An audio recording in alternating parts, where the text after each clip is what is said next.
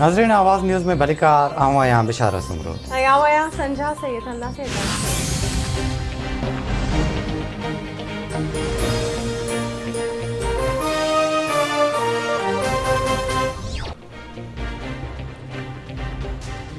मुल्क अंदर corona virus जा वधीक 6 मरीज़ फोतन जो मजमूई अंग 28,392 थी वियो 24 कलाकनि दौरान 572 नवां case report.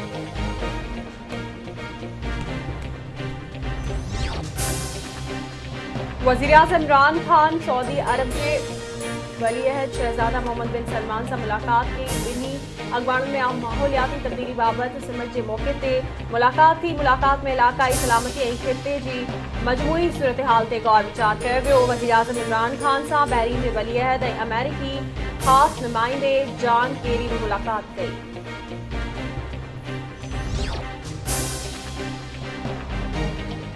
PP chairman Bilawal Bhutto Zardari 29 अक्टूबर ते सॼे मुल्क में ज़िले सतह ते महांगाई ख़िलाफ़ एहतजाज जो ऐलान करे छॾियो। बिलावल भुट्टो ज़रदारी जो चवणु आहे त महांगाई जे करे अवाम ॾुखिये दौर मां गुज़री रहियो आहे। इमरान खान जंहिं हर शइ में हथु विझंदो आहे उते तब्दीली न पर तबाही ईंदी आहे। वोट जे तहफ़ुज़ खां वठी इज़हार जी आज़ादी खसण जी कोशिशि कई वई आहे। असां इक़्तिदार जे लाइ न पर अवामी मसइलनि जे हल लाइ सियासत कंदा आहियूं। लाड़काणे में पार्टी उहिदेदारनि ऐं कारकुननि खे ख़िताब।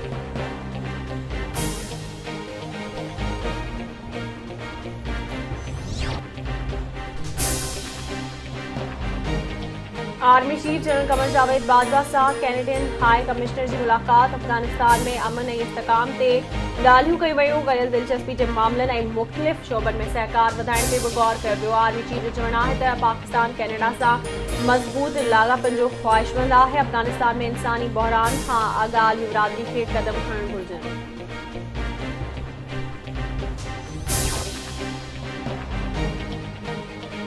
मेहरान यूनिवर्सिटी जी इंतिज़ामिया अदालती हुकुम तहत रजिस्ट्रार समेत चुनावी प्रोफेसरनि खे इंतिज़ामी उहिदनि खां हटाए छॾियो। OPS ते मुक़ररु registrar Abdul Wahid Umrani, director admission Agha Faisal Habib ऐं कंट्रोलर इम्तिहानात ख़ालिद फेरोज़ चना खे उहिदनि तां हटायो वियो। Security officer गुलानबी Rajar, transport in charge काज़ी रियास, डायरेक्टर औरक इनाम भट्टी, मेहरान पब्लिक स्कूल जो प्रिंसिपल जुड़ियल सांगी बि उहिदनि तां फारिग।